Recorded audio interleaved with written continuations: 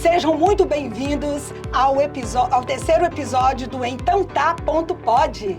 Verdade, com muita alegria nós estamos aqui nesse terceiro episódio e neste mês de março, especial da mulher, nós estamos trazendo convidadas que têm muito para agregar na nossa vida pessoal, familiar e nos negócios. E nós estamos hoje aqui com uma especialista de finanças que vai não só compreender nós, mulheres que gostamos de gastar um pouquinho, podemos dizer isso? Um pouquinho. Endossar as nossas compras, que vai falar para os maridos que eles têm que pagar, liberar o cartão de crédito. Assinar embaixo. Não, calma, não é bem assim também não, né, Patrícia?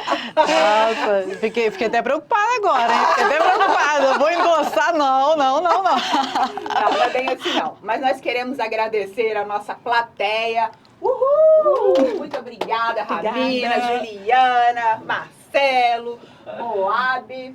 Então, muito obrigada a todos vocês que estão contribuindo, esse time maravilhoso, por nos dar essa oportunidade, né, de estar junto com vocês, realizando mais um capítulo desse sonho. É verdade.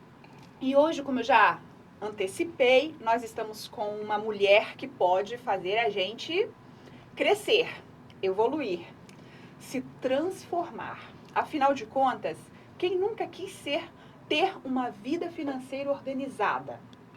Quem nunca quis ter um alinhamento conjugal nessa área da vida que a gente vê, talvez eu creio que ela tenha dados para nos passar, mas que está sempre aí sendo um dos motivos de muita discussão e desalinhamento de tantos casais. É motivo até realmente, né, de divórcio.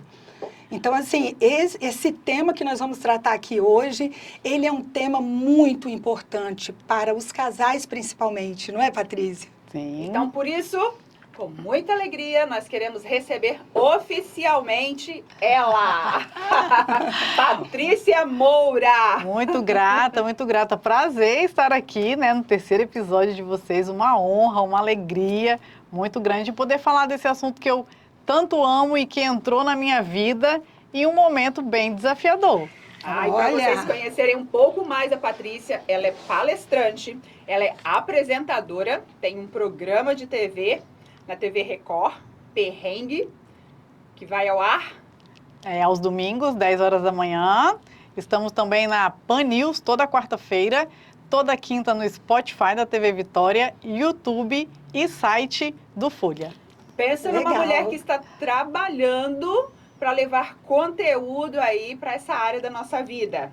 E ela também é mentora financeira. Então, se ao final desse episódio você quiser reconstruir, reescrever a sua história, já manda uma mensagem no direct dela que tenho certeza que um retorno você vai ter aí. Pode mudar a sua vida, né? Aliás, a vida da sua família. Verdade, com certeza. Mas nos conta. Então, meu foco hoje é trabalhar com famílias, né? E também dou palestras e workshops em empresas. Ah, que legal. Eu acredito muito, né, que a educação financeira transforma a vida de uma família, de uma pessoa. Então, quando a gente leva isso, por exemplo, para dentro de uma empresa, a empresa vai ter um colaborador mais produtivo, um colaborador menos preocupado com as dívidas, vai faltar menos, vai chegar menos atrasado, vai trabalhar mais feliz, né? Porque ele vai ter um direcionamento ali com o dinheiro dele. Mas voltando para o tema família, a educação financeira entrou na minha vida, na vida da minha família, em uma situação de criticidade. Não se engane por eu ser uma educadora financeira, que eu nunca me enrolei. Quem nunca, né? Vamos ter um case pessoal? Sim, vamos. Que bom. Tive alguns desafios, né? Meu esposo, a gente se enrolou nas finanças em 2014, eu estava grávida. Acho que foram as emoções da gravidez, talvez, quem sabe? Mas a gente se enrolou e aí falei, meu Deus, e agora? E aí eu comecei a buscar conhecimento, e aí nesse meio tempo nós conseguimos nos organizar, quitamos todas as nossas dívidas, todas. Nós quitamos a nossa casa, que estava financiada em 30 anos, nós antecipamos 24 anos o financiamento da nossa casa. Parabéns! Nós quitamos em 6 anos, quitamos o nosso carro. E aí eu falei, beleza, e agora esse dinheiro? Vai para onde? Porque o dinheiro que não tem destino, ele vai para onde? qualquer lugar. Qualquer lugar. Exatamente. Então, eu precisava transformar aquela prestação da casa e do carro em alguma coisa, rapidamente. Sim. E aí eu falei, vou começar a estudar sobre investimento, para eu saber onde que eu vou colocar esse dinheiro. Quando eu comecei a estudar, minha cabeça explodiu.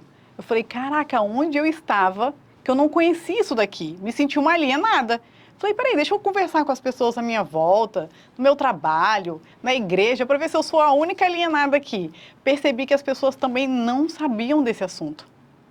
Não tinham esse conhecimento. Vamos aproveitar e perguntar à nossa plateia se alguém aqui já tem um conhecimento sobre finanças, Ótimo. se é organizado com finanças. Vamos ver. Vamos lá, gente. Alguém pode nos responder? É o corajoso. Alguém aqui, sinceramente, já parou para organizar suas finanças?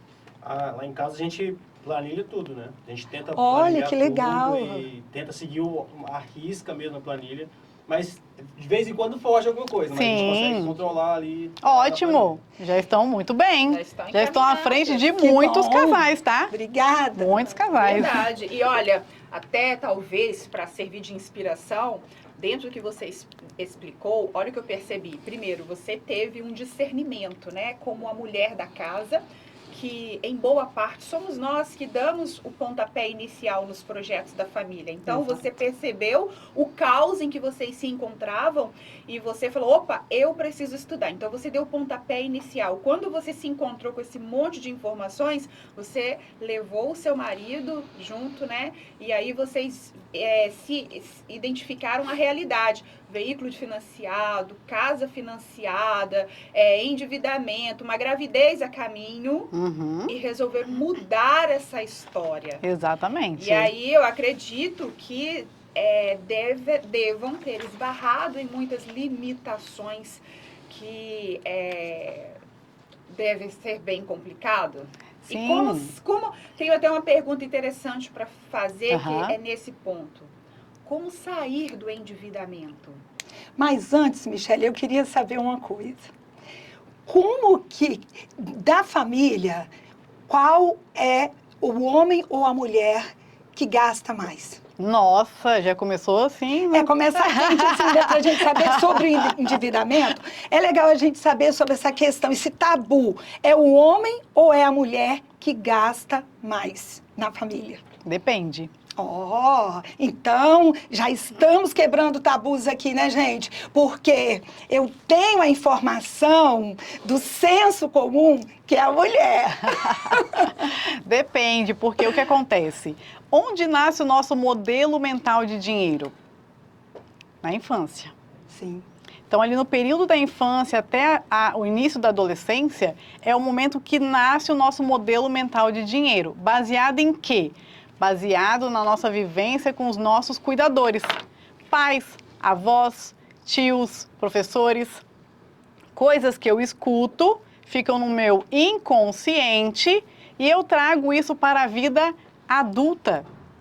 Então, existem algumas situações. Ou eu vou copiar um deles, dos meus pais, por exemplo, ou eu vou ter aversão. Sim. Então, a gente por exemplo, chama de, tipo, crenças limitantes. Dinheiro. Essa é a palavra? Sabe, o que a dinheiro gente é ouve falar sujo. muito e Exato, tal. Aham. exatamente. A gente traz tudo isso para a nossa fase adulta. Tudo isso. Então, assim, às vezes a mãe é muito mão aberta. Gasta muito, esconde do pai, compras. Aí, na fase adulta, inconscientemente, eu repito esse processo. Olha. E aí, quando eu trago isso, quando a gente traz isso para a consciência, a pessoa fala, caraca, eu tô copiando a minha mãe, nunca percebi.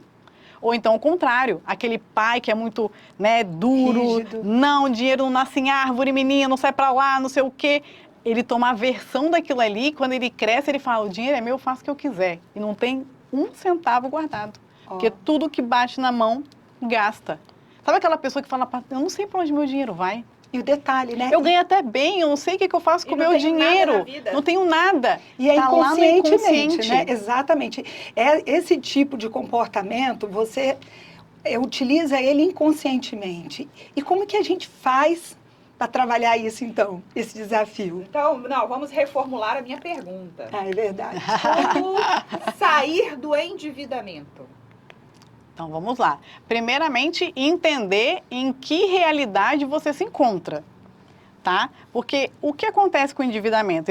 Vamos dividir o endividamento em duas partes. Se eu fui ali na padaria, comprei um pão e não paguei, eu fiz uma dívida. Sim. Tudo aquilo que eu comprei para pagar depois, pode ser à tarde, eu fiz uma dívida. Só que se eu estou conseguindo honrar com esse pagamento, tá ótimo. Eu sou endividada, eu tenho dívida, mas eu vou pagar. O meu desafio é quando eu não consigo honrar com esse pagamento e me torno inadimplente. Então, hoje, 80% da população brasileira está endividada. O número é alarmante. É verdade, eu vi sobre esses números.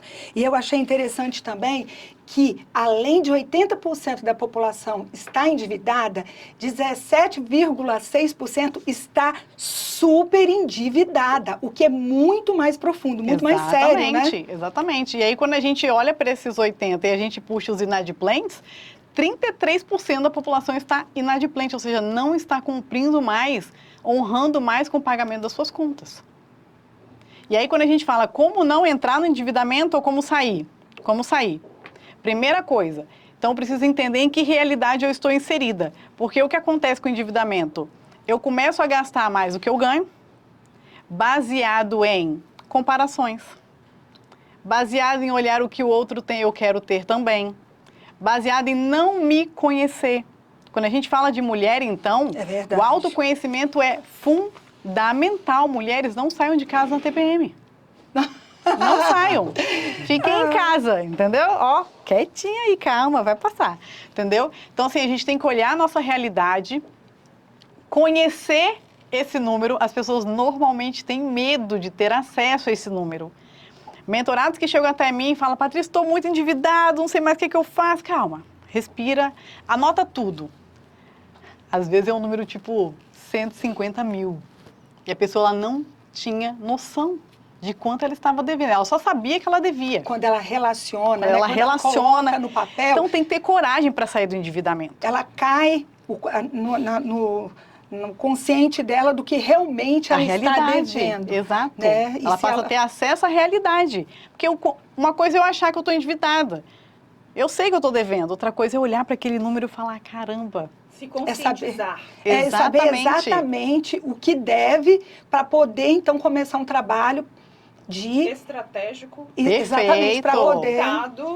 para eliminar o máximo possível. Exato. Os primeiros passos. Principalmente porque, em relação, quando ele tem essa relação, ele pode ver aquelas dívidas que geram juros, que geram multas e que praticamente consomem boa parte do salário dele. Então, quando a gente lista tudo, então o que a gente vai priorizar? As dívidas mais caras. Quais são as dívidas mais caras? São as de valores maiores? Não. São aquelas de juros maiores. Sim. Ou aquelas que comprometem a proteção da minha família. Por exemplo, dívidas com agiotas. Cartão de crédito. Cartão de crédito. Não, cartão de crédito, em questão de prioridade, a gente vai ali primeiro no agiota, porque tem muita gente que deve agiota. Depois a gente vai para os financiamentos. Por exemplo, uma família, ela não pode perder a casa dela. Verdade. Certo. É o patrimônio dela, é o lugar onde ela mora com a família dela. Ela tem que priorizar aquilo ali. Então, a gente vai olhar para isso, depois... Ah, Patrícia, eu uso meu carro para trabalhar, mas estou devendo. Vamos olhar para o carro. Então, a gente vai pôr questões de prioridade, de dignidade daquela família. Entende? Então, depois a gente vai para os outros. Porque cartão de crédito, empréstimo, a gente consegue negociar. Os juros é muito alto, mas às vezes tem um feirão, né, que a gente consegue negociar, a gente consegue ir até o banco, eu oriento a pessoa, vou junto, às vezes, se precisar. Eu não posso negociar para a pessoa, mas se a pessoa precisar de um apoio, porque a gente vai chegar lá, porque tem banco que, assim, tantos %. Você fala, mas se eu pagar à vista? Mas se eu der o dinheiro total agora? A gente consegue reduzir esses juros. Então, o foco é sempre em manter a segurança da sua família. Sim. Nossa, eu vejo, assim, que você falou que a realidade, às vezes, choca, né? Vamos dizer assim.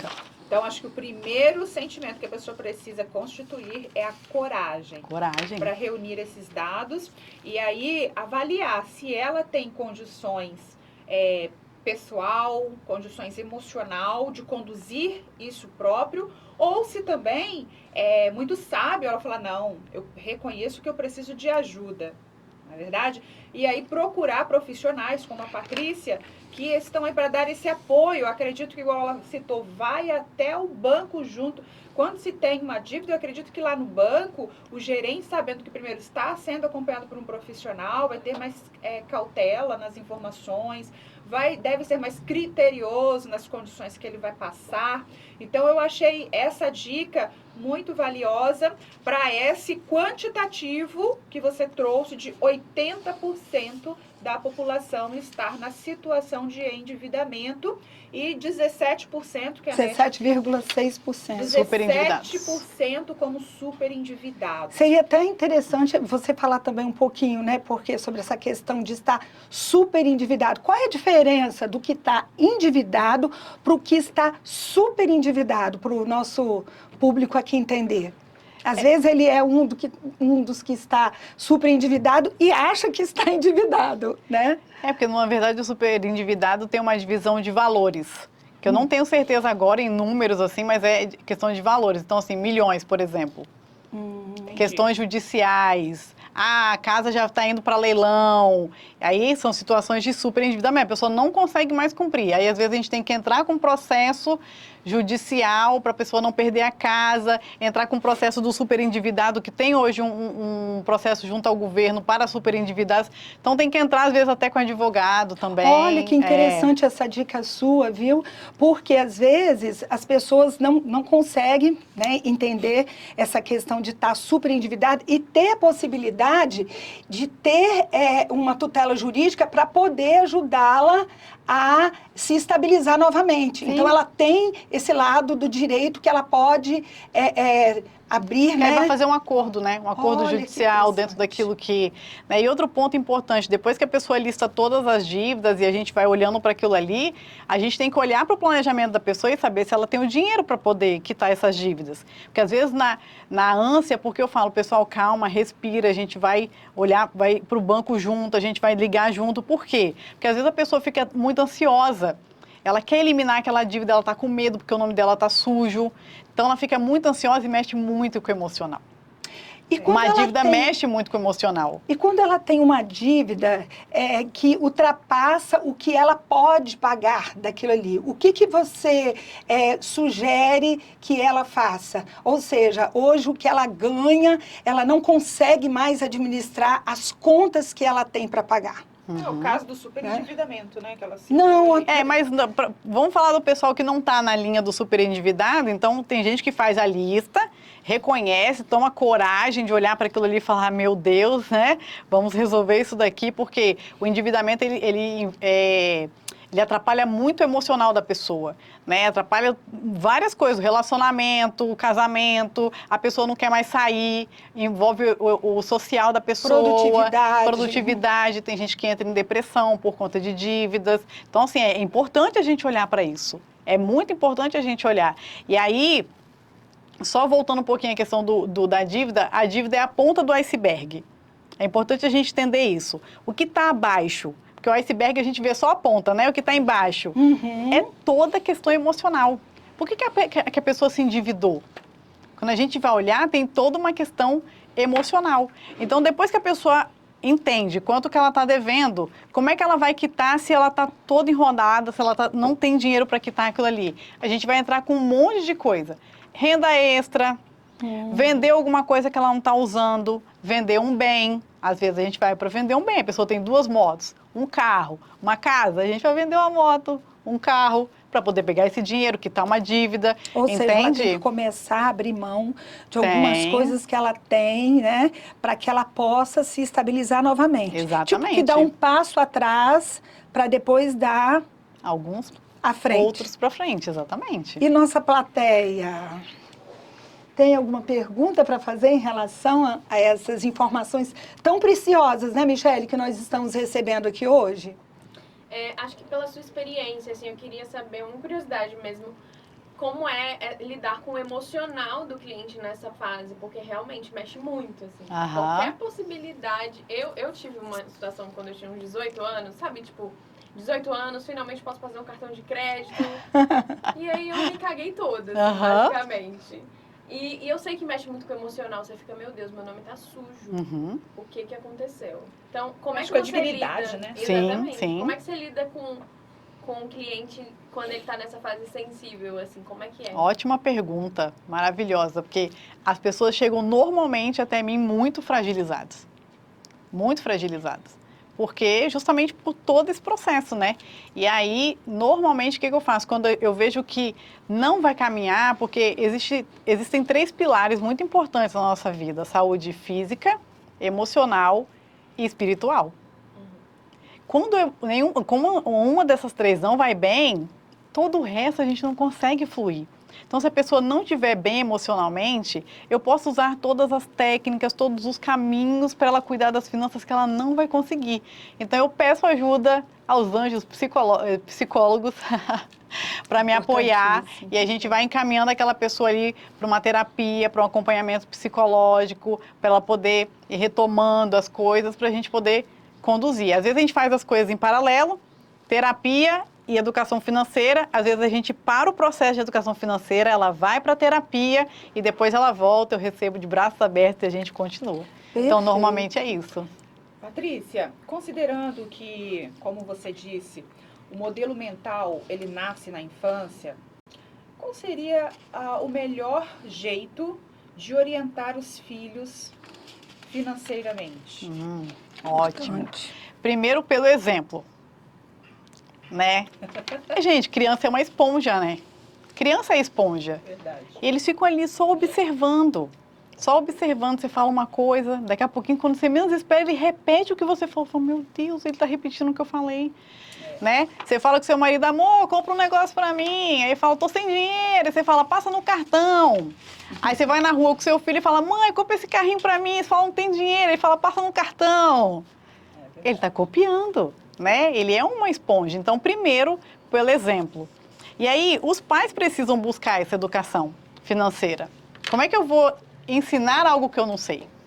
Esse é o nosso maior desafio. Hoje, quando a gente fala que o MEC vai implantar nas escolas, tem uma emenda, né, um projeto para poder implantar a educação financeira nas empresas, nas escolas, nós, educadores financeiros, temos uma preocupação, porque quem é que vai dar essa educação financeira para essas crianças? É o professor que trabalha de manhã, de tarde, de noite, rala, ganha pouco, faz milagre com o seu salário, ele vai ensinar como para aquela criança. E mesmo que ele ensine para aquela criança, ó, tem que poupar, guardar um dinheirinho, tal, ele chega em casa e fala, poxa, minha mãe e meu pai faz tudo diferente, eu vou ouvir quem? O professor ou minha mãe e meu pai? Ou seja, tem que tratar primeiro, né, os líderes da família, né, Exato. o homem e a mulher.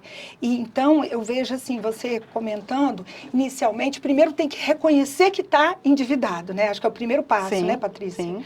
E o segundo é procurar ajuda profissional para isso. E aí você pontuou para a gente a questão do tanto um mentor financeiro, né, que você, por exemplo, trabalha com isso, e paralelamente com um psicólogo, né? Sim, sim. Existe psicólogos assim voltados somente para esse tipo ou é um psicólogo que vai tratar toda a parte emocional mesmo? Existem, hoje eu já fiz curso, não sou psicóloga, apesar de amar a área, mas existem hoje psicologia financeira. Existe um curso de psicologia financeira, então tem alguns psicólogos hoje que atuam, né, nessa área também, tá? Então, mas assim, em questão das crianças, né, a gente primeiro pelo exemplo, e aí segundo, tomar cuidado com as coisas que a gente fala com as crianças, sabe? Aquela coisa do dinheiro é sujo, quem é rico não vai para o céu, aquela síndrome, sabe? É a geração novela das 8 que eu falo, né? Que o rico é sempre o vilão e o pobre é sempre o bonzinho. Então é melhor ser pobre, né? Porque o pobre é bonzinho, porque o rico é vilão, o rico matou alguém, olha isso, né? Tomar cuidado com as coisas que a gente fala dentro de casa, porque a criança está só absorvendo e jogando para o inconsciente. E aí a gente só vai ver o resultado disso lá na frente, até porque a educação financeira para crianças é uma educação de longo prazo. Pensa, se a gente entrar com isso nas escolas hoje, o nosso Brasil, o nosso país vai ser melhor daqui 20 anos, daqui 30 anos. Não é de um dia para o outro. Verdade. É uma nova cultura, né? Exato. Vamos então falar um pouquinho das finanças entre casais, ali entre 4 paredes. Maravilha, meu assunto predileto. Então, como como lidar com o cônjuge quando ele é um gastador excessivo? Qual a melhor maneira para conduzir esse relacionamento nesse aspecto? Ótimo. Primeiro, na base de muito diálogo. Muito. Tem casais que não conversam sobre dinheiro. Vamos aproveitar que a gente tem um casal aqui, então. Né? Ele já falou que eles fazem planilhas e tudo mais. Conta pra gente. Vocês conversam sobre dinheiro? É um assunto, tipo, recorrente no dia a dia de vocês? Recorrente. A gente fala sobre finança praticamente, não o dia inteiro, mas na semana, umas 3 vezes na semana. Então a gente está sempre nesse universo aí para poder controlar o orçamento de casa. Então é algo bem recorrente, então. A gente tem a empresa juntos também, né? Então hoje a gente só tem uma fonte de renda que é a empresa. Então a gente precisa falar sobre dinheiro. Porque, por exemplo, hoje eu não faço ideia de quanto que tem na conta da empresa. Ele que coordena toda a parte financeira. Porque eu falei, não dá pra mim. Eu sou uma pessoa desorganizada nesse sentido. Olha que legal que ela falou. Reconhecer, né? Reconheceu. Perfeito. E é isso, tipo, eu não... Tinha dinheiro na conta, o boleto estava lá e eu não pagava o boleto no dia. Quando eu ia ver, já tinha passado uma semana. Pagava juros. Pagava tudo. Esquecimento. Aí, eu falei, domina aí, porque ele é super metódico, super organizado. Então, olha que legal, foi viu? Uma decisão bem sábia que eu tomei, assim. Aí hoje ele toma conta de tudo e a gente conversa só, tipo, então, eu tô precisando de um negócio ali, o que a gente pode fazer? Aí, não pode agora, vamos comprar e tal. Que legal, né? Estamos juntas então, Raminha, né? Meu marido, ele entrega a planilha das finanças e ele fala, ó, está no seu e-mail, esse mês nós gastamos muito, deu 200 linhas. É a quantidade de linhas, tá? Só para você ter uma Realmente eu ideia. conheço. Ah, tá vendo? Então, Metódico até o diálogo... Invejável. É verdade. Então, assim, o diálogo é muito importante, reconhecer qual dos dois tem mais condição de conduzir aquele assunto. Lá em casa sou eu. Eu e meu esposo, você tem ideia, nosso primeiro encontro... Ai, gente, ele ama contar essa história quando a gente vai fazer palestra, ele vai junto comigo, palestra para casais, eu levo meu esposo. Ele sempre gosta de contar essa história. Nosso primeiro encontro foi na C&A, que ele devia o cartão da C&A. Eu falei, não, mas nós vamos lá negociar. Mas nós vamos lá negociar. Ele ama contar essa história, é verdade mesmo. Ai, então, assim, quando nós ficamos noivos, a gente falou, vamos juntar? Então, assim, ele ganhava 1.000, de repente estávamos com 2.000. E a gente foi conduzindo assim, é importante o casal entender, vai ser junto? Vai ser separado? E se tem alguém que está gastando muito além da conta, se o diálogo só não for suficiente, não está fluindo, é importante buscar um profissional. O que acontece? Às vezes o marido me procura, fala, hein, você me ajuda? Em casa tá difícil, minha mulher gasta demais, você me ajuda? Aí quando eu abro a câmera assim, aí a mulher tá lá. Emburrada. E o cara todo, amor, é a moça que eu te falei. A mulher emburrada. Ou vice-versa, né? Mas a gente vai conduzindo a conversa, vai conduzindo. Depois eu fico amiga da mulher e pronto, fica tudo certo. Mas assim, reconhecer isso e buscar essa ajuda profissional. E às vezes, dependendo do, né, compra compulsiva e tudo mais, tem também que buscar uma ajuda de um psicólogo, de um profissional, porque essa compulsão pode estar tendo gatilho de outras coisas. A pessoa gasta muito, mas está gastando muito por quê? Tem uma questão emocional, ela quer suprir alguma carência, tem questão de comida, né? Compulsão é um tratamento alimentar. Né? Às vezes pode ser uma doença. Tudo isso vai ser, né, investigada nessa parceria, né, nessa análise que o psicólogo vai fazer. Existe o nome da doença. O nome da doença é oniomania. Nossa, eu nunca nem ouvi falar o nome. Oniomania? São compradores compulsivos. Ou seja, existem muitos oniomânicos, é isso? Exatamente, compra. Até para pronunciar, imagina para pagar. Exatamente, oniomania. E deixa eu te perguntar uma coisa, você utiliza, já ouviu falar daquele método 50, 30, 20? Nas suas mentorias você utiliza algum tipo de método assim? Ou você trata mesmo... É uma questão assim que você tem um método próprio? O que acontece? Quando alguém me pede uma dica, igual ontem eu dei uma palestra, eu levo. E justamente essa. Porque assim, as pessoas às vezes não sabem por onde começar. Tipo assim, Patrícia, estou perdido. Por onde eu começo? Começa por aqui. 50, 30, 20. 50 essencial, 30 ali para diversos, lazer e 20% para reserva e futuro. Começa por aqui. Porque eu não gosto de usar na minha metodologia. Eu tenho uma metodologia própria, que eu criei. Sim. Eu não gosto de usar porque, assim, cada pessoa é uma pessoa. Legal. Eu não posso pegar e construir uma caixa e querer colocar todo mundo na mesma caixinha. Não adianta, não vai funcionar. É o que eu sempre falo, assim, até com meu esposo, né? O que é importante para ele nem sempre é importante para mim. Mas Exatamente. o que é importante para mim, para ele não faz sentido. Então, eu acho que o diálogo é o ponto de partida. E, Patrícia, você usou o exemplo da empresa que você teve ontem, e nós já conversamos bastante sobre as finanças de família. Eu acho que a gente pode usar para a gente poder falar um pouquinho sobre as finanças nas empresas, porque com índices tão alarmantes, eu vejo que existe hoje a preocupação das empresas cuidar, orientar seus colaboradores nesse sentido, de forma que eles não se endividem excessivamente, porque para quem está com a mentalidade, né, de gastador, pode ganhar o que for, que nunca vai ter jeito. Uhum. E então, eu acho que hoje, o que mais as empresas utilizam para identificar, para mapear a realidade financeira dos seus colaboradores? Você tem alguma referência para trazer para a gente dentro desse trabalho que você realiza junto com as empresas? Então vamos lá. Primeiro que as empresas oferecem um único benefício financeiro para os colaboradores, né? Empréstimo consignado. Nossa!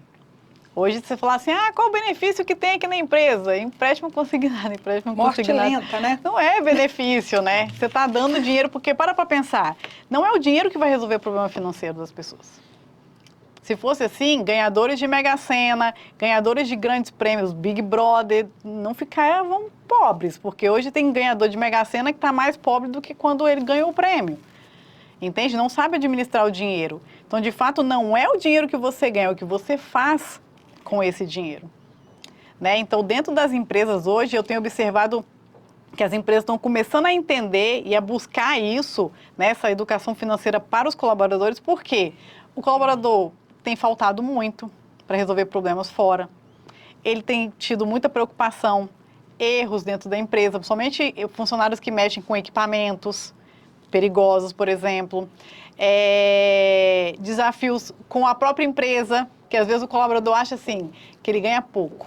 É a empresa que me paga mal. Não sou, eu sei administrar meu dinheiro, é a empresa que paga mal. Ele está sempre com raiva da empresa, ele está sempre com raiva do gerente dele, ele não consegue fluir, ele não consegue crescer dentro da empresa. Eu costumo dizer que uma pessoa que é endividada e ela trabalha, eu acho assim, principalmente se ela trabalhar no setor financeiro da empresa, ela vê o dinheiro que entra. Ela vê o dinheiro que entra, então, será que ela vai saber trabalhar o dinheiro da empresa como a empresa quer? Ou ela vai ter a mesma visão de como ela trabalha, né, o dinheiro dela pessoal? Porque eu sou diretora administrativa financeira da minha empresa. Então, eu passei por algumas situações e cheguei para o meu funcionário, a gente teve uma redução do fluxo de caixa e ele veio me fazer uma pergunta em cima de um cenário que nós tínhamos. E qual foi a pergunta que eu fiz para ele quando ele me perguntou se poderia ou não fazer aquela ação lá no financeiro? Eu falei assim, se a conta fosse sua, você faria o quê? Você agiria de qual forma? Aí ele foi e baixou a cabeça, porque ele não precisaria nem me perguntar sobre aquilo, porque ele já tinha resposta. Né? Então, ele tem que tratar as despesas, principalmente quem trabalha no financeiro, como se fosse dele. E como que ele vai fazer isso se ele está doente, se ele está com problema, se ele está com endividamento? Né? Exato. Então, isso é uma questão que hoje, eu confesso para vocês que se eu tivesse que admitir, hoje eu tenho meu financeiro formado, mas se eu tivesse que admitir, na hora de admitir para esse cargo, eu utilizaria uma outra técnica. Sabe? Porque isso é mais profundo do que a gente pode imaginar. Sim, muito, Né? muito. Então, assim, dentro desse cenário que a gente sabe do autoendividamento, a gente, com certeza, toda empresa tem funcionários nessa realidade. Sim. E o que elas podem fazer para identificar, para mapear essa realidade e como elas podem contribuir com esses colaboradores? Primeiro pode fazer uma pesquisa organizacional, né? E aí deixar bem claro que dinheiro, falar de dinheiro é um tabu. É um tabu enorme. Então, se já chegar para o funcionário fazer uma pesquisa com ele, você está endividado? Não é assim. Tem que ter todo um jeito, né? Você precisa entender como é que as coisas estão funcionando, até porque o colaborador que entende que a empresa está preocupado com ele, está preocupado com a educação financeira dele, com o bem-estar financeiro dele e da família dele, ele vai produzir muito mais. Então, a empresa ela pode fazer uma pesquisa, ela pode avaliar a questão de comportamento. Quantas vezes ele vai no financeiro pegar um empréstimo consignado? Se ele está chegando atrasado, o líder dele tentar entender por quê. Se ele está tendo muito erro, por que ele está tendo muito erro? É importante que a empresa esteja próxima e faça essa conversa. Tem colaborador que pede para a empresa mandar ele embora, a empresa fala, mas por quê? Você é um ótimo funcionário, você quer que eu te mande embora por quê? Ah, porque eu preciso do dinheiro da rescisão para quitar a dívida. Aí o caldo já entornou, né? Já entornou, exatamente. Então, assim, as empresas começarem a olhar para isso é algo, assim, muito bacana. Eu tenho recebido propostas, né, de empresas para levar a educação financeira para lá com esse olhar. Mas a gente precisa reter os bons talentos. E às vezes são os jovens, né? A galera jovem que está chegando, acho que a Mina deu exemplo aqui, os 18 anos, com aquele cartão de crédito, né? Então, assim, são bons talentos, estão chegando, mas logo querem sair, né? Ou às vezes querem sair por uma diferença pequena de salário, mas se aquela empresa oferece para ele um cuidado, para ele e para a família dele. Eu vou contar uma história de uma empresa que eu trabalhei 10 anos na Imetame, uma empresa de Aracruz. E lá ele percebeu, numa determinado momento, empresa grande, antiga, colaboradores com 30 e poucos anos de empresa, perto de aposentar, pedindo para ele para continuar na empresa. Mas por que eles querem continuar na empresa? Né? A empresa que paga 6 participações, 6 salários de participação, bonificação. Mas por quê? Ah, porque eu não tenho condições de viver só com o salário da aposentadoria. Eu falei, mas você tem 30 anos, você trabalha para mim, o que você fez com todo o dinheiro que eu te dei? Olha, deu um estalo na cabeça dele, falou, caraca, eu só dei o dinheiro, eu não ensinei eles a administrarem o dinheiro. Olha. E aí ele trouxe uma educadora financeira para dentro da empresa, eu trabalhava lá na época, eu achei aquilo fantástico, porque ele trouxe a educadora para dentro da empresa, ela começou a fazer um trabalho dos antigos, na lista dos antigos para baixo, só que ela identificou o quê? Que não adianta eu trabalhar o colaborador. Às vezes ele vai para uma obra, ele fica 30 dias na obra. Quem está administrando o dinheiro dele são os filhos e a esposa. Então, peraí, a gente precisa ir para dentro da casa do cara. E quando ela chegou dentro da casa dele, ela percebeu que a mulher faz um paninho para vender, um pão para vender. A empresa fez o quê? Abriu as portas da empresa, eles faziam uma feirinha, e a empresa com 1.500 colaboradores, a gente saía da empresa, passava no meio da feirinha e comprava o produto das mulheres dos funcionários. Fantástico. Renda Muito extra. legal. Gente, esse trabalho me encantou de uma forma Muito lindo. que é isso que hoje eu quero levar. Eu aprendi isso lá na É Imetame. o primeiro caso que eu vejo assim. Eu nunca ouvi falar. E olha que nós trabalhamos com empresas, né, Michele? Temos muitas empresas. Muitas E assim, empresas. um trabalho incrível, incrível. As mulheres começaram a vender tudo que elas faziam, botavam nessa feirinha, e a gente passava do almoço ali, comprava um doce, um negócio, e começou a gerar mais renda para essas famílias. As mulheres começaram a aprender também a administrar, porque às vezes não é o homem que administra, né? Então, tudo quando a gente fala de dinheiro, se a pessoa é casada, tem que ter essa questão da família, tem que estar junto. Os dois têm que entender, ou um vai dominar, mas está sempre posicionando o outro, ó, esse mês, amor, aperta o freio aí, né, cuidado. Porque, assim, voltando no tema família, porque, assim, é um tema que não tem jeito, tá no meu coração. Sim. Não deixem casais o dinheiro ser motivo de separação de vocês. Hoje é o que acontece, entende? O dinheiro entra no meio do casal, o casal quer separar por causa de dinheiro, por conta de conflito, por conta de uma série de coisas, né? Então, basicamente isso, não vou entrar de novo nesse assunto, mas eu aprendi muito com essa empresa e é um trabalho que hoje eu quero levar também, porque não adianta trabalhar só o colaborador. Tem que trabalhar quem está lá na casa dele, apoiando ele, falando, não, amor, vai para o trabalho, se dedica, vai lá, o marido incentivando a esposa a crescer, a estudar. Se eles não estão bem financeiramente... A situação, então, ela é muito mais ampla do que a gente poderia imaginar, né? Que a gente Sim. foca no colaborador, mas ele é extensivo à casa e a essas situações. Eu achei muito bacana essa questão, né, de dar oportunidade. Por exemplo, nós lá, né, você foi falando aí, eu já fui pensando, tem pessoas que gostam da empresa de fazer, que cozinham bem, que gostam de fazer pão caseiro, essa coisa. Gente, a gente todos os dias compra pão na padaria. A pessoa que faz pão caseiro, a gente pode, primeiro, vai ser algo até mais saudável, né? Sim. Já ajuda nesse sentido. Então, assim, já comecei a pensar em algumas coisas assim, para aplicar na empresa. Daqui a pouco o olhinho da Juliana já brilhou. Ela vai deixar de ter seguro para vender pão. Nada. Isso aí é complementar. Aí, Bruno.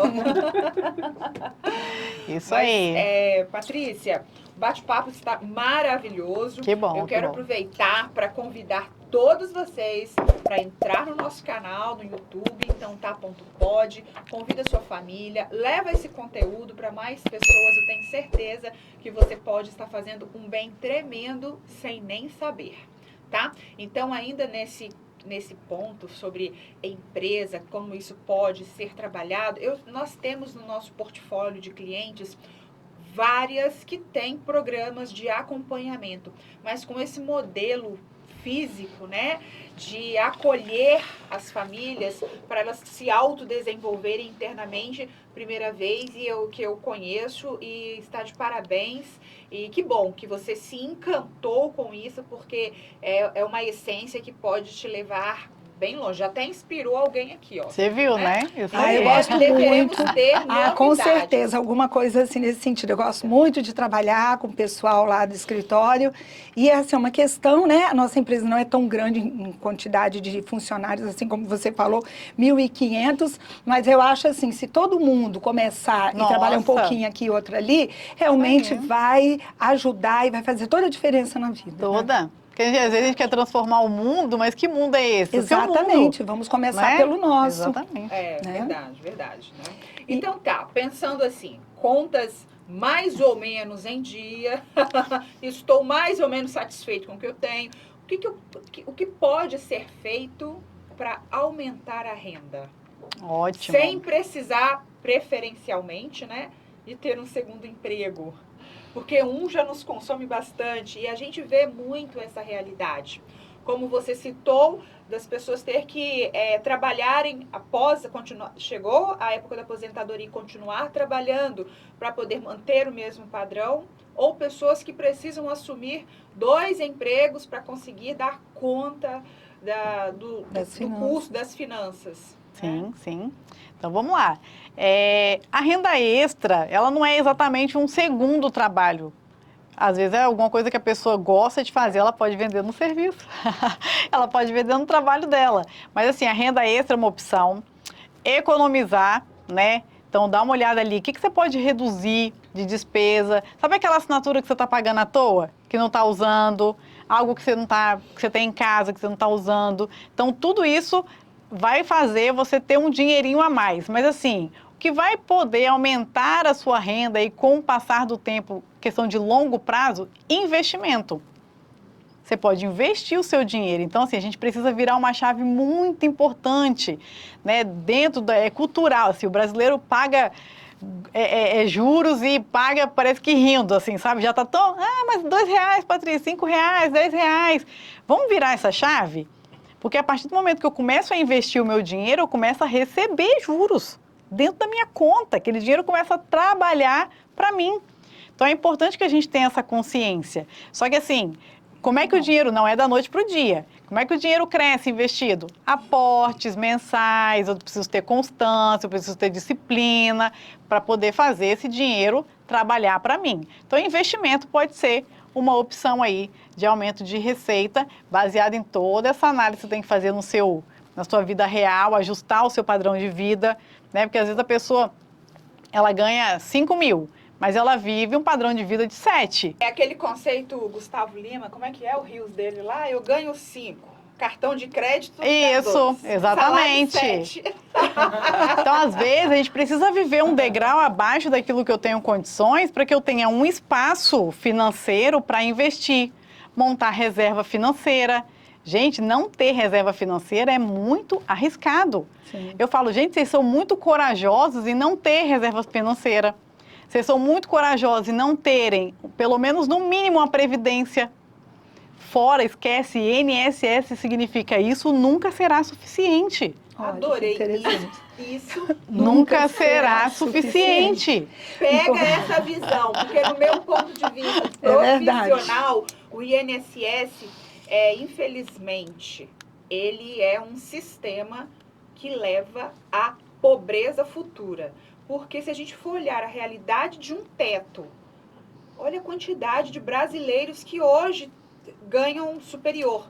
Ou seja, todo mundo que for trabalhar e pensar de se aposentar só com aquilo que o INSS oferece, ele vai ter que continuar trabalhando, porque ele nunca vai conseguir manter o padrão. Aí teve um cliente meu que falou assim, Michele, mas eu não vou ter mais carro financiado, né? Eu não vou ter casa financiada, vai estar quitado. Ok, mas aí vem as necessidades da terceira idade. Exato. Quanto custa saúde? Quanto custa remédios? Quanto custa uma série de novas situações? Tudo é uma fase. Exato. Não é verdade? E aí você entrou num assunto que a gente gosta muito, não é, Ned? Muito de trabalhar, porque é onde a gente vê os olhinhos dos nossos clientes brilharem. E aí a gente chama, não é de planejamento financeiro, é planejamento familiar, né, Michele? Sim. Por exemplo, o plano de saúde, o seguro de vida. Na sua visão, né, que trabalha essa ala financeira da família, o que você tem a nos dizer? O que você fala sobre isso para o seu cliente, para o seu mentorado? Eu sempre falo que eu tenho até uma aula específica sobre isso. Olha, que pacote legal. De proteção familiar. Opa! É importante que você tenha isso e que você entenda a importância disso para uma proteção familiar presente e futura. Porque a gente também não pode, tipo assim, olhar só para o futuro, então eu vou fazer uma previdência. Tá, mas aí eu não faço um seguro, eu não faço, né? Então, o que inclui esse pacotinho? Reserva financeira, né? De no mínimo 6 meses para quem é CLT e no mínimo 12 meses para quem é empreendedor. Patrícia, tá doida? É muito difícil. Calma. Não é difícil, mas é possível. É desafiador, mas é possível.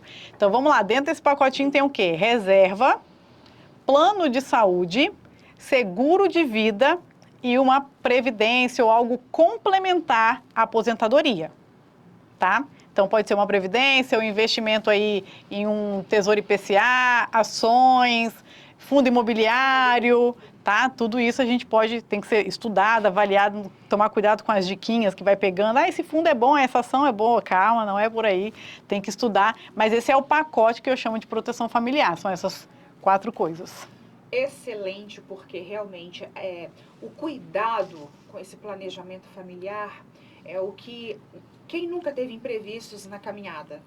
E eles podem acontecer de qualquer área, seja em vida ou não. E aí a gente precisa mesmo estar preparado. Esse foi um assunto bastante debatido a semana passada com a Rúbia, que é a nossa parceira lá da Porto Seguro, né? E a gente justamente trouxe o case dela, que ela trabalha nessa área, recebeu um diagnóstico de câncer e foi justamente a cobertura que foi o maior apoio financeiro. Na verdade, foi a salvação. Essa é a palavra mais apropriada. É porque quando a gente fala, eu acho engraçado, né? Quando eu vou abordar com meus mentorados seguro de vida, já vem logo aquela aversão.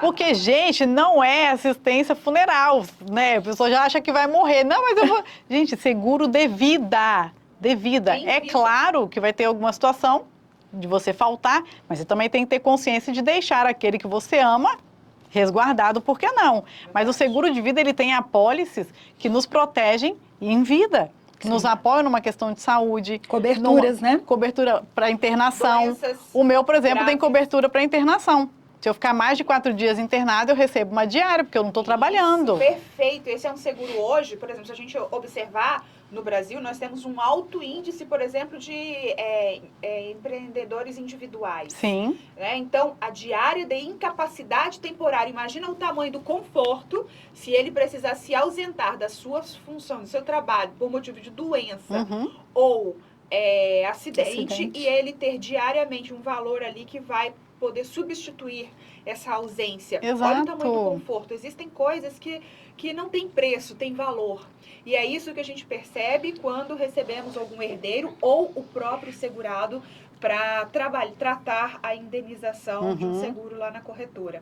E nós queremos, junto com esse trabalho, disseminar a cultura do seguro de vida, a cultura de um plano de aposentadoria, né, complementar, a blindagem patrimonial da melhor forma possível, porque hoje a gente sabe que o custo de um inventário ele é muito grande, que é um outro, né, no meu seguro tem uma apólice de inventário. Tem cobertura, os investimentos da minha família estão todos no meu nome, então se eu não vou deixar meu esposo desguardado, né? Então a gente tem uma apólice ali para inventário, seguro, né? Exatamente. Não é só isso, você vê lá às vezes não deixou um seguro compatível ou conta somente com o seguro que a empresa oferece, que na sua maioria possui um capital baixo.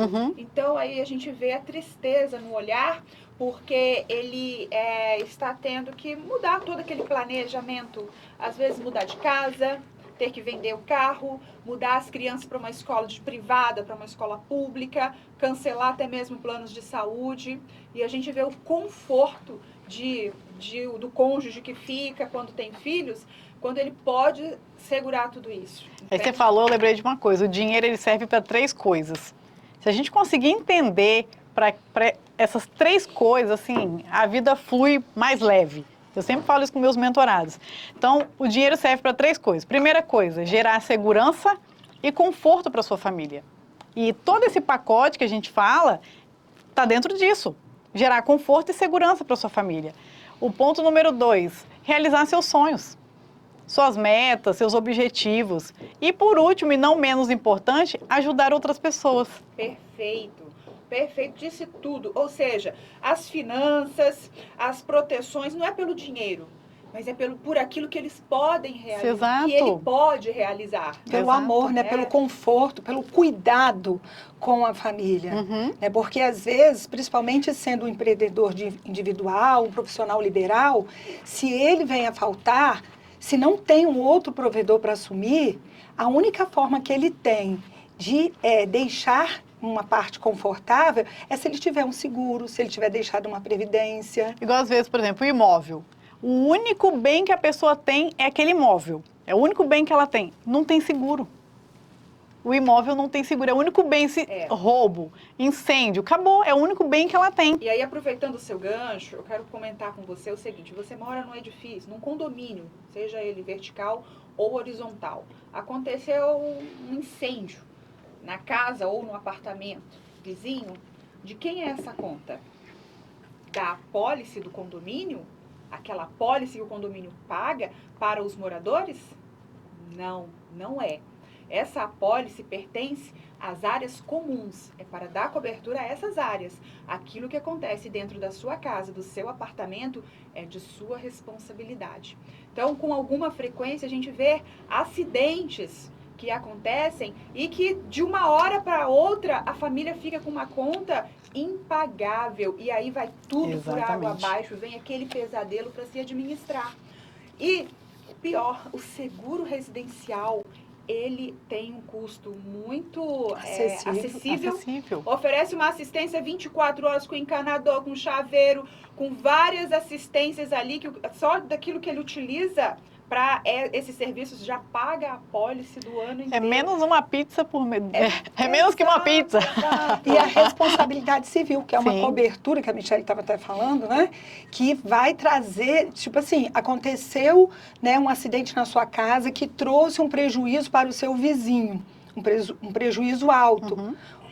A cobertura de responsabilidade civil, ela vai se estender, vai cobrir os prejuízos que foram causados no seu vizinho, por qualquer motivo que aconteceu dentro do seu lar. Então, isso é assim, existem várias coberturas que são importantes. Michele também, né, destacou aí a assistência 24 horas, que tem várias coberturas maravilhosas, gente. Até principalmente assistência PET, tá? Sim. Assistência tecnológica para o seu computador.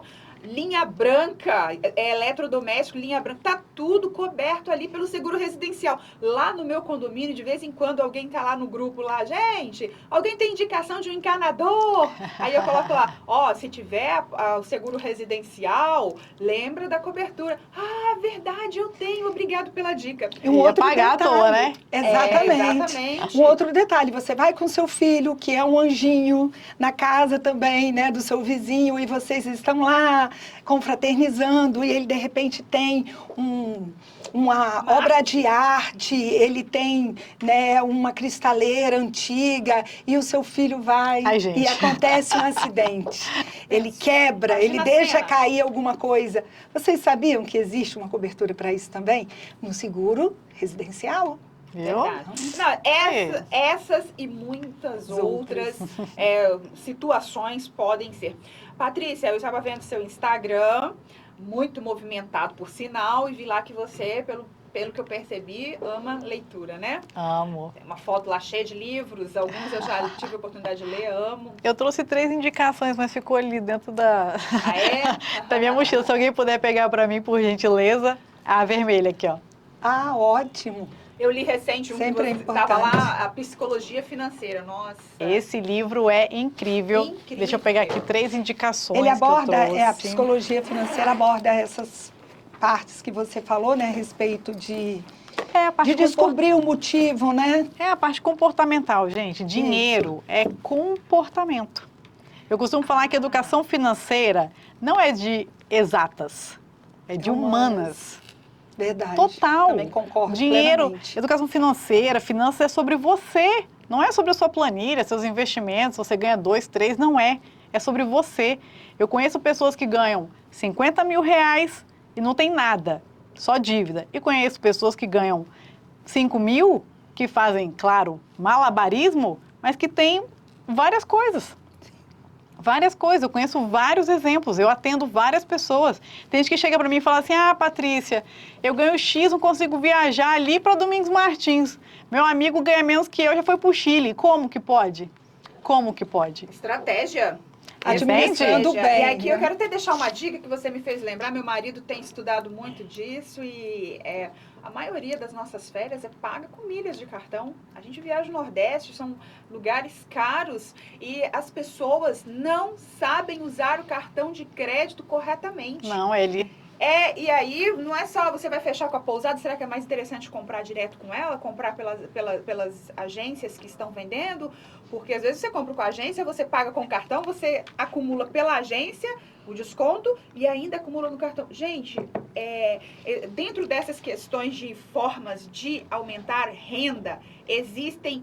Eu posso dizer que existe um universo de opções. Sim. Porque são a milhas, o cashback. O cashback, Nossa, o cashback exatamente. é maravilhoso. Então vamos ver os livros que a Patrícia tem para nos indicar, para abrir a nossa mente. Então, primeiro é esse aqui. Acho que é a câmera aqui, né? Ó, A Psicologia Financeira. Vou anotar. Esse livro, ele é maravilhoso. Leia um capítulo por vez. Não sai lendo assim, não, leia um capítulo, para. Gente, dica de ouro, tá? Não leiam deitado. Não se estuda deitado. Leiam sentados. Ó, esse livro é maravilhoso. Cada capítulo é um... É um flash. É, isso aí. É uma mudança de vida. Ele mexeu muito com a minha mente. Mexe O autor muito. é o Morgan Housel. Uhum. Lições atemporais sobre fortuna, ganância e felicidade. Esse livro é incrível, incrível. Esse livro foi o primeiro livro que eu li de finanças, quando eu comecei, né, naquele processo. Esse livro é incrível. Ele fala sobre a mente. É dentro desse livro, acho que é a página 25, esse livro é todo marcado, ele é todo rabiscado. Eu nem consegui emprestar para ninguém, porque está muito direcionado. Ele fala sobre a nossa mentalidade. Na página 25, ele fala sobre como que nasce o modelo mental na infância, né? Que a gente falou aqui hoje no começo. Vale a pena, esse livro é muito Que bom. legal. E esse livro aqui, vocês não vão encontrar com essa capa, que essa capa foi feita especialmente para os alunos de um curso de dinheiro que eu comprei, o valor do dinheiro. O homem mais rico da Babilônia. Conheço. Esse Muito livro, ele é legal. incrível. ele é incrível, porque ele fala o seguinte, né? 2 amigos, só um spoiler para você ficar com bastante vontade de ler. 2 amigos estavam conversando, um pedindo dinheiro emprestado para o outro, os 2 estavam no perrengue, não tinham dinheiro para emprestar um para o outro, e eles pensaram o seguinte, caramba, vamos conversar com o nosso amigo, ele se tornou o homem mais rico da Babilônia, o que ele fez? E chegaram para ele, e ele falou que o segredo é simples, né? Tire 10% de tudo que você ganhe e guarde e invista. Né? Faça esse dinheiro trabalhar para você, faça bons investimentos e tenha bons conselheiros, né? Isso é extremamente importante também. Olha, eu li esse livro e o que mais me marcou nele, continuando aí o spoiler, foi que mesmo você estando devendo, assim, os seus, né, dos 100%, porque eu sempre tive, eu sempre pensei assim, gente, se uma pessoa ganha 1.000, mas se ela tá utilizando esse dinheiro todo porque ela tem que pagar as dívidas dela, não sobra para ela guardar os 10%.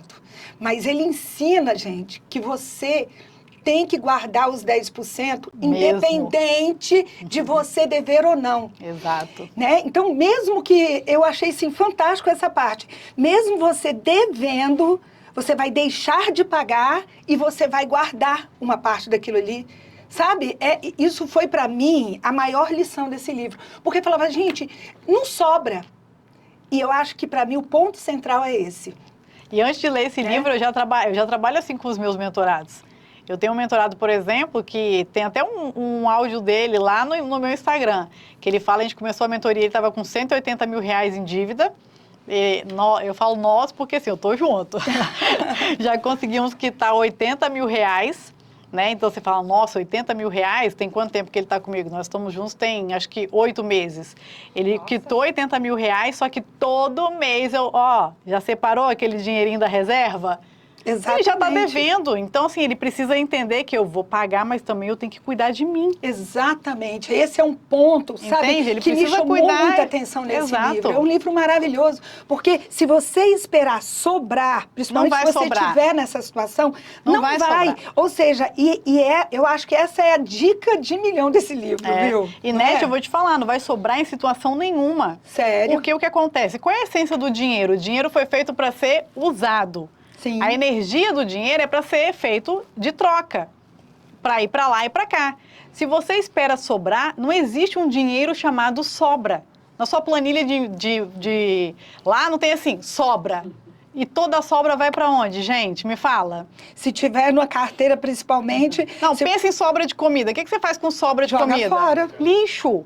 Se você quer que seu dinheiro sobre, não vai sobrar, porque vai virar lixo. Dinheiro tem que ter nome, dinheiro tem que ter direcionamento, é para comprar, eu vou separar 5% para comprar livro, tantos por cento para eu estudar, tantos por cento para a educação do meu filho.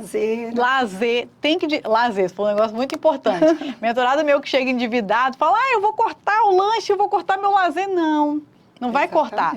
Porque se você corta o seu lazer, todo o resto passa a não fazer mais sentido. Verdade. Entende? Um mínimo de lazer, nem que seja ali na esquina comer um churrasquinho com o marido e as crianças, tem que ter. Não vai numa churrascaria, mas vai no churrasquinho ali da esquina. No sorvete, na casquinha. Né? Não vai na padaria tomar café.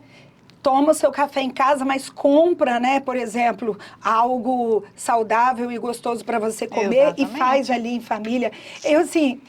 Gente, esse livro, eu vou falar para vocês, igual minha sócia faz, ela faz exatamente isso. Ela não toma café na padaria, ela não viaja, assim, ela só vai daqui, né, para Guarapari, não é, Joca?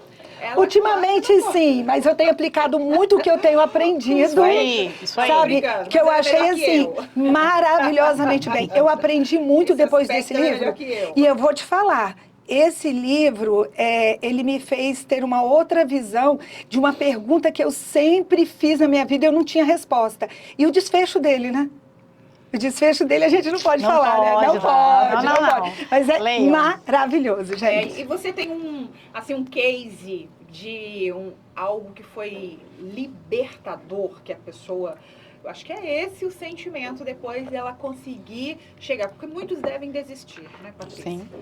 Acho que muitos não devem conseguir alcançar o objetivo, porque é desafiante, principalmente por ser de dentro para fora, está trabalhando crenças limitantes, volta na infância, requer alguns profissionais envolvidos. É uma faxina, é um recomeço. Mas você tem um case para trazer para a gente de alguém que alcançou o objetivo? Sim, sim. Tenho um casal, inclusive eu postei há pouco tempo, vou falar os mais recentes que fica mais fácil, até para o pessoal ir buscar essa informação. Ela mandou um áudio para mim, eu postei no Instagram. Aquele que você chorou?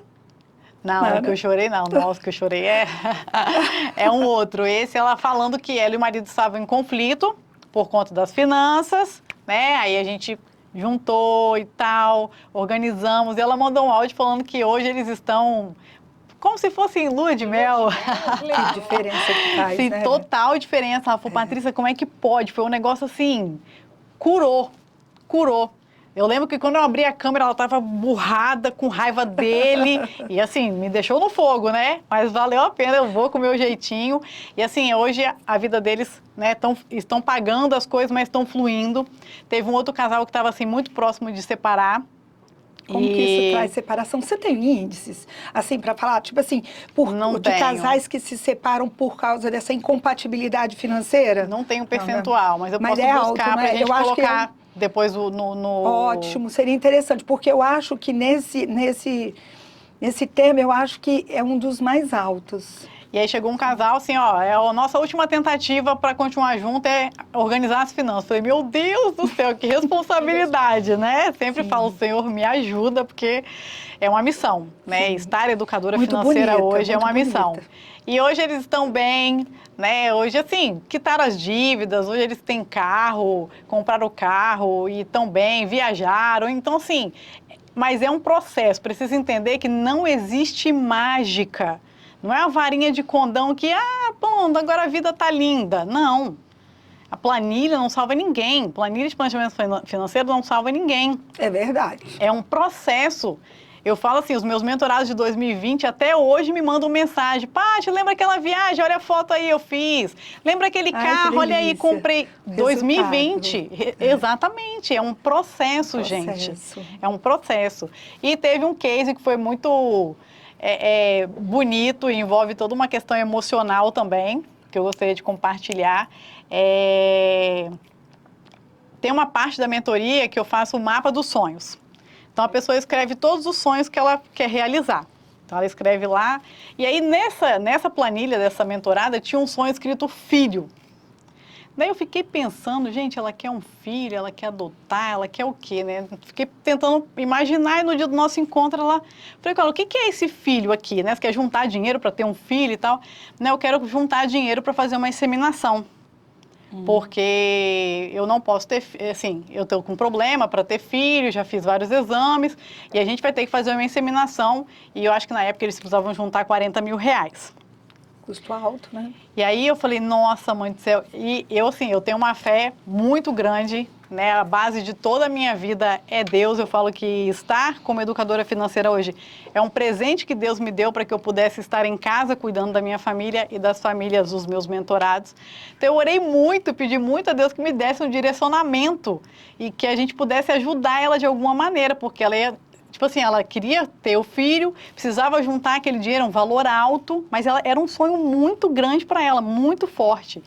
E aí, passado uns 3, 4 meses, a gente deixou a planilha de stand-by, a gente deixa ela paradinha ali, e em determinado momento a gente volta com a planilha. E aí ela falou, Paty, nós vamos tirar essa linha filho. Aí eu tomei um susto, né? Eu falei, mas vai tirar? Por quê? Ela falou, tô grávida. Gente, eu comecei a tremer, eu comecei a chorar. E eu falei, não, mas peraí, você fez a inseminação? Ela, não, natural. Eu falei, caramba, como assim? Que economia. Mas você entende que não é só... Brincadeira. É por aí, assim, mas assim, entende que não é só o dinheiro. Às vezes era uma questão da cabeça dela. Exatamente. Era uma questão da cabeça dela. Se libertou, né? Exatamente, ela conseguiu conversar com o esposo, ela mandou um áudio para mim e falou, Paty, eu nunca conversei com ele sobre dinheiro. Eu sentei para ele e falei tudo o que eu pensava sobre dinheiro, ele falou tudo para mim. Parece que a gente sabe, tirou um piano das costas, um peso das costas. E foi esse momento da conversa, da cura, que o neném chegou. Entendi! Sabe? Então, assim, exato. Ai, então, que assim, legal. eu falo, é muita coisa que envolve. No fim das contas, não é só o dinheiro. Tem outras coisas envolvidas e a gente precisa olhar para isso, né? Tá São bem, muito mais o neném tá importantes, crescendo, eles compraram a casa deles, sabe? Então, assim, a vida fluiu. Verdade, Sabe? verdade. E às vezes você falou uma palavra que ela a vida fluiu. E é a pergunta que eu faço para você que está em casa. O que você precisa fazer também para sua vida fluir? São tantos papéis que a gente exerce, quais estão mais organizados, quais estão mais bagunçados. E hoje nós estamos aqui falando de um específico, que é o de finanças. E eu quero até dar uma viradinha na cadeira, porque eu tô achando assim, ó, semana passada o pessoal da plateia perguntou mais, tá, Patrícia? É, mas porque finanças o pessoal tem medo, tem vergonha. Ninguém tá querendo abrir a conta. Isso aí. Não tá É querendo mesmo. abrir a conta, todo mundo quietinho. Ou porque tem muito dinheiro, ou porque... Ai, É assim, eu estou orientando meu filho essa questão desde pequenininho. Eu ensino ele a guardar. Só que eu percebo assim, muitas das vezes ele me pede as coisas na rua, eu tô com dinheiro. Mas eu quero ensinar ele que nem sempre ele vai ter naquela hora. E eu queria saber como é que eu posso falar, porque muitas vezes eu falo assim, mamãe não tá com dinheiro. Hoje mamãe não tem dinheiro. Sabendo que eu tenho, mas eu quero tentar ensinar ele desde pequenininho que ele não vai ter dinheiro toda hora, que ele vai precisar trabalhar, vai ter que se esforçar para juntar. É importante frustração. não, tomar cuidado com o que a gente fala, né? Ah, menino, tá achando que dinheiro nasce não sei o quê, eu tô sem dinheiro, que não sei o quê. É um bom caminho tomar cuidado com o que vai falar e conduzir essa criança. Quantos anos ele tem? 4. 4? Tá Miguel. pequenininho ainda, o Miguel. Mas assim, conduzir ele para uma avaliação, uma autoavaliação. Ah, mamãe, aquele carrinho ali. Filho, você precisa mesmo daquele carrinho agora? Vamos parar para pensar com a mamãe. Quantos carrinhos você tem lá em casa que você não está brincando? Vamos chegar em casa e vamos olhar aquela caixa de brinquedo guardada lá? Ah, então assim, eu não preciso disso agora. Será que eu não tenho algo em casa que possa substituir? Então você vai criando nessa criança uma autoavaliação de olhar para algo que ela quer e pensar, calma, precisa ser agora? Eu quero muito? Aí se ele falar assim, não, mãe, eu quero muito esse carrinho. Então tá, filho, no seu aniversário a mamãe vai te dar, mas a gente vai juntar junto esse dinheiro. A mamãe vai te dar, e aí você pode fazer potinhos com ele, por exemplo. Né? Tem o pessoal da Kids, Graninha Kids, eles ensinam a fazer os potinhos. Então tem um potinho do presente, tem um potinho Olha, do que futuro, legal. tem um potinho da doação, dica, hein, Ju? dele tem um dinheirinho para doação. Na verdade, né? Então você pode falar, filho, olha, você precisa desse para agora? Eu acho que Pet. Eu acho que essa pergunta do agora, para a criança começar a entender, não sei se vocês já assistiram um vídeo de eles colocam umas crianças numa sala e dão um docinho para cada uma delas. Já vi. E aí fala assim, ó, nós vamos sair, quando a gente voltar, se vocês não tiverem comido o doce, vocês vão ganhar outro. Exatamente. Então é o longo prazo, a paciência, a espera. É muito importante a gente ensinar isso para as crianças. Igual eu falo, o pessoal fala, Paty, em qual idade você acha que é importante ensinar a educação financeira? Tem que ser pelo exemplo, é a minha premissa. E outra, não tem uma idade certa. O meu menino tem 8 anos, eu não sento com ele para ensinar a educação financeira. Ele vai olhando, acompanhando, exemplo, né? Mas assim, o que é importante a gente ensinar para a criança? Questões que vai ajudá-la a administrar e lidar com isso no futuro. Porque hoje é tudo muito imediato. A se educar, Eu né? quero tudo muito para agora, imediatismo. Então, se você der para sua criança condição de ser paciente, resiliente, entender que não precisa ser para agora, que pode ser para depois, que se ele poupar, ele vai poder comprar aquele carrinho ou um carrinho melhor. Entende? Então, a gente ensinar isso para a criança hoje é muito mais importante do que ensinar o dinheiro em si. Entende? Então, eu acho que seguir por essa linha, depois você me fala se Perfeito. funcionou. Também acho. Olha, a gente Perfeito. já ir caminhando para o final, quero te fazer uma pergunta que para mim tem muita importância. Dízimo. O que você orienta a respeito quando se trata de finanças? Então, quando o mentorado me procura e ele fala que, Patrícia, é uma dor muito grande que eles me trazem, tá? Eu pergunto assim, primeira coisa, o que mais te incomoda hoje, né? O que está te incomodando? Não devolver o meu dízimo. Olha. E eu falo, então, beleza, por que você não está devolvendo o seu dízimo? Ah, porque eu estou com dívida e tal. Tá, mas você não está pagando as outras coisas, está deixando Deus para depois? Então, assim, uma vez eu orientei um casal que estava R$400 negativo, eu falei, tá, mas vocês vão doar quanto de dízimo? Aí um exemplo, 400, então beleza. Melhor ficar com 800 negativo do que não devolver para Deus aquilo que Ele tem dado para você. Perfeito. Então, o dízimo, ele vai ser sempre prioridade.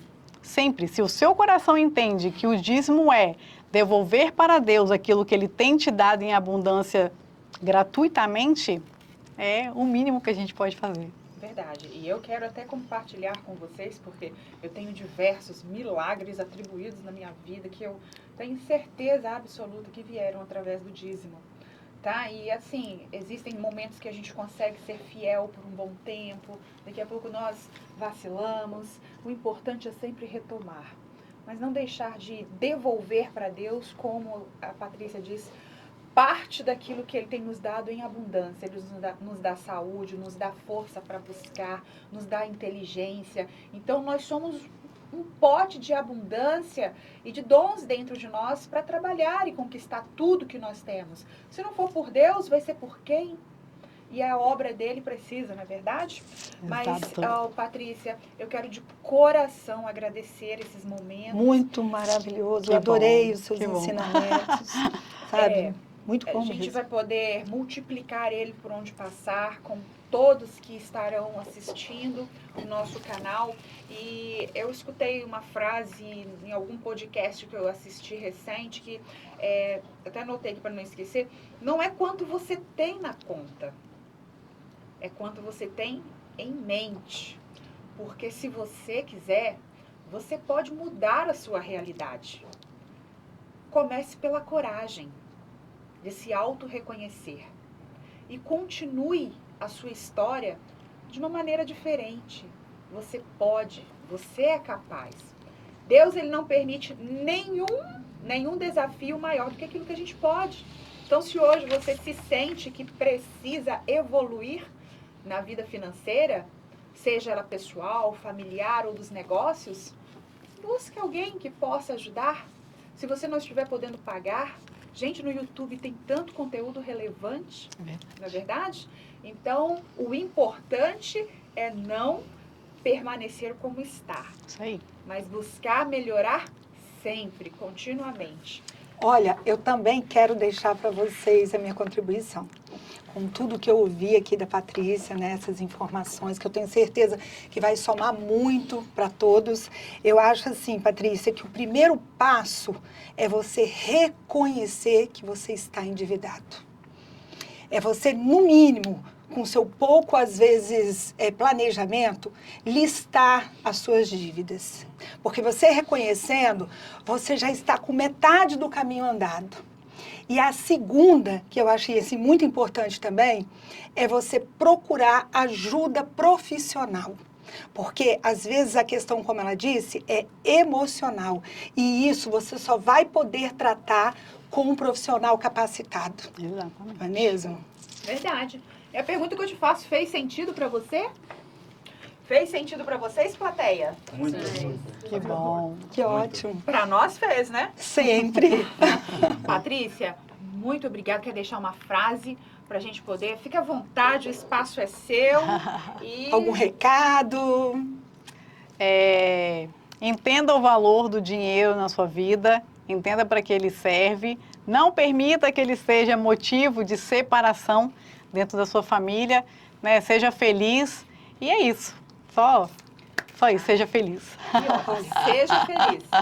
Então, para finalizar, nós desejamos para você uma mente de prosperidade, Amém. com os resultados que você merece. Toma posse. E temos também um mimo para entregar para nossa convidada. Um presente do nosso podcast, porque você para nós é como uma semente que com certeza germinada vai representar uma linda flor nesse jardim da vida. Olha que lindo. Vai trazer muitos frutos. Amém, agradeço, Então- muito grata pelo convite, pela oportunidade, coloquei na frente, pelo convite, pela oportunidade, né, de falar um pouco mais sobre esse assunto. Eu falo que em 2021 nas minhas orações, no meu pedido ali para Deus, a minha listinha, né, do ano seguinte, coloquei que eu gostaria muito da oportunidade de falar de finanças para mais pessoas. Né? Veio a oportunidade do programa, da TV, veio ali, né, a TV Vitória, junto com o meu sócio, o Érico, e aí o podcast de vocês, sempre que eu recebo um convite, eu vou, claro que eu vou, porque é Deus falando, olha, você não pediu para falar de finanças para mais pessoas, vai! Para a missão, né? É uma missão, exatamente. Que lindo. Parabéns. Muito grata. Então, fica aqui a nossa gratidão por você ter dedicado esse tempo para nos escutar e conte conosco nessa caminhada aí. Nós, da nossa parte, nós prometemos buscar aquilo que for relevante para você. Então, deixe o seu comentário sobre assuntos que você gostaria que nós trouxéssemos especialistas. Faça também a sua pergunta aí, porque este é um programa gravado, mas no dia a Patrícia ela poderá contribuir com todas as respostas, assim como nós, e nós te esperamos no próximo encontro, às quartas-feiras, 20 horas, no canal Então Tá Ponto Pode. Vamos falar junto, todo mundo? Vamos lá, no 3. 1, 2, 3. Então Tá Ponto Pode. Tchau, tchau.